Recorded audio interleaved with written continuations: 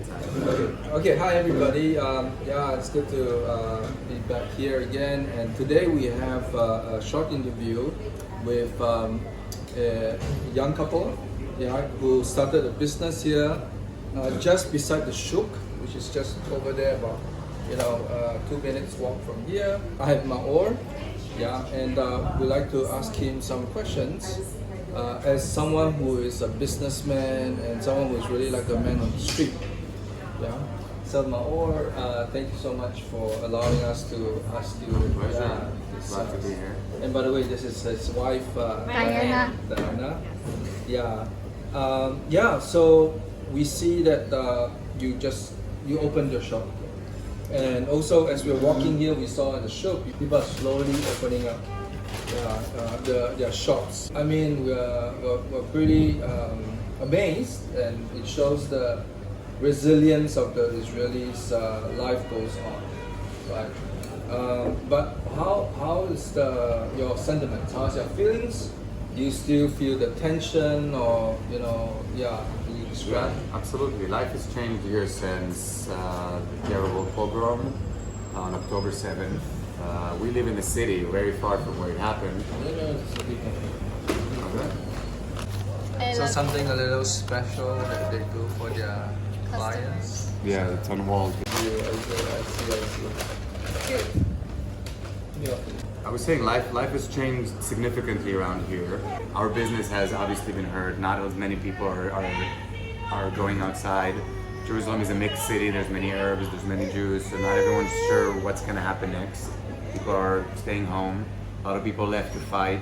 We're not sure how long this will take. We know this might have to take a long time this time. So we're just trying to see what to do next to survive. What's the difference between this time and the previous times? We've never seen a pogrom like this. This is like medieval style pogrom of 1,400 people just died in one day.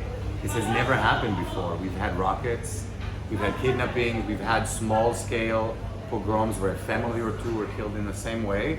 So it's not a surprise that it happened, but it took the entire nation into a state of significant Holocaust trauma. Mm-hmm. And around the world, Jews around the world, because you also see people who are supporting this stuff.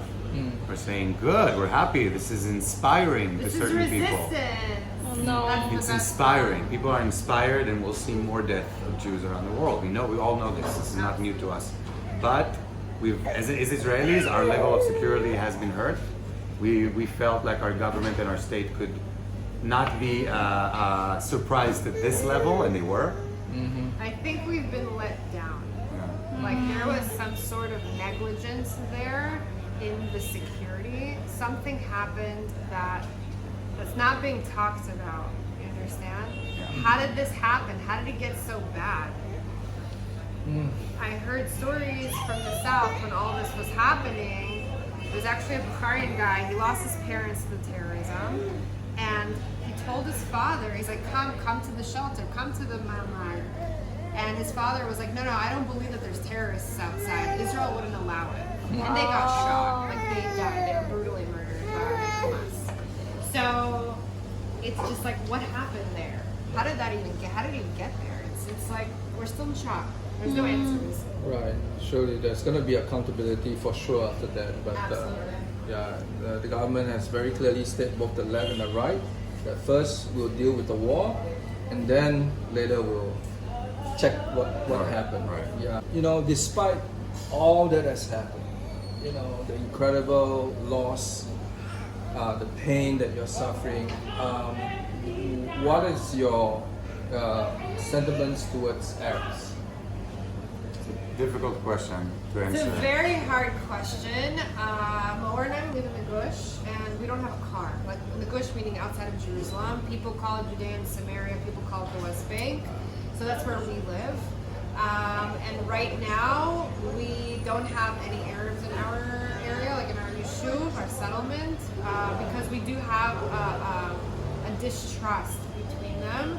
Right. It's an area that has been like that for a long time before this. It's not like Jerusalem where it's a mixed city where everyone lives together. Mm-hmm. It's a small Jewish community in an area that if you look bigger than it, there's many Arabs around. So we are cautious. We leave home. We look around. We are go on getting the guns. bus. We are Go on getting the guns. bus. Both of us. We want to carry so that we're safe. And I think that's just, even if you don't live where we live, that's a general sentiment right now. People feeling the need to be safe by themselves, not by a military or a policeman coming to save you. Like at any given moment, people want to be safe on their own. And So- here in the city, Even in the city. There's do you many feel people. safe here in the city? No, I feel less safe here than I do at home. You feel less safe? Yes. Because why? Because I look people in the eyes and I see the looks at me, and there's distrust on both sides right now. Arabs that live here are feeling like, and there has been cases already of some violence. So we know that it could flare up here at any moment. If it happens here, we better have a gun. If it happens in Ayeshuv, everybody around us has a gun. Everyone will come to our rescue. All our neighbors have guns. There's a secure, closed village. We already have gone through the trauma of figuring out exactly what we need to do at home if that happens, if there's a penetration even. So we feel safer now there than we do here, where since we still don't carry and we don't even have pepper spray or anything, we know anything could happen here too. It's a very volatile situation right now, even though people are going back to business, and just because we're a nation who's used to dealing with that on a daily basis, so we will get back up. But people are scared. How do you find courage to wake up every day and then We have take no the choice. bus and We come have no choice. to this? This is our only livelihood. We This have to do is this. our life. Like, we put all of our eggs in the basket. All of it. So it's, what are you gonna do? Like, you really don't have a choice. You have to. We're go lucky outside. that we're working in a place that still has the option of doing business. There's many people right now who are totally unemployed. That's, with everyone trying to help soldiers and war evacuees. Nobody's talking about the regular person who's lost his job, and nobody's taking care of him now because he's the last priority after all the other things. So there's a lot of that too. We're lucky. We're really lucky to have a chance to save our business here. We'll do our best. What are the things that they could do? Have any recommendations? Suggestions that they can do? We think that anybody around the world could help us fight the lies. That's the biggest thing that's happening right now, is a ton of just lies and denials of murders and rape and terrible things that happen. Tell the truth. Fight the lies. Even if it means at a personal cost, like people are afraid because they'll lose their jobs or lose their friends. Yeah. The truth matters. Fight for the truth. Fight for justice. Fight for the right, what's right in this world. Pray for us. We need prayers. We believe in prayers.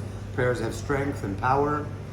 And if you are in a position of being able to donate as well, there's many outlets right now, whether it's through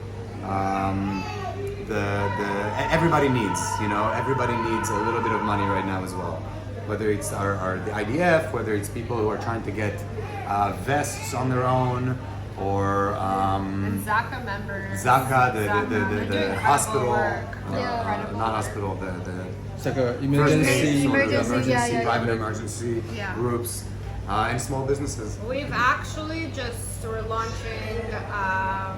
We're trying to find sponsors to actually donate. For soldiers. Yeah, There's some buy- soldiers who yeah. have dietary restrictions that we can provide for, that others can't. And we want to send our drinks to the field. Our We want to food, get the we have- evacuees yeah. to be able to have our food. So we are looking for sponsors. If anybody wants to help with that, we'd be happy to provide the service. Yeah, no, you serve really wonderful food. So by the way, guys, this is the first time I actually came to this shop, and I was really surprised by the selection here. So if you are kind of like me, someone who loves a healthy option, they have all kinds of health drinks, natural, organic. We had they give you a sample, and then. It tastes really good. It was hard for me to make a decision on which one to order. Ad kadekach, that's what they say in Hebrew. It's so good that it's hard. And sandwich. And it was this really eggplant good. was absolutely amazing. I definitely will come by again. So if you ever come to Israel, Jerusalem, the shuk, you have to come. If you have time, just come by at the shop. Okay, we'll give you the link. called infused gel.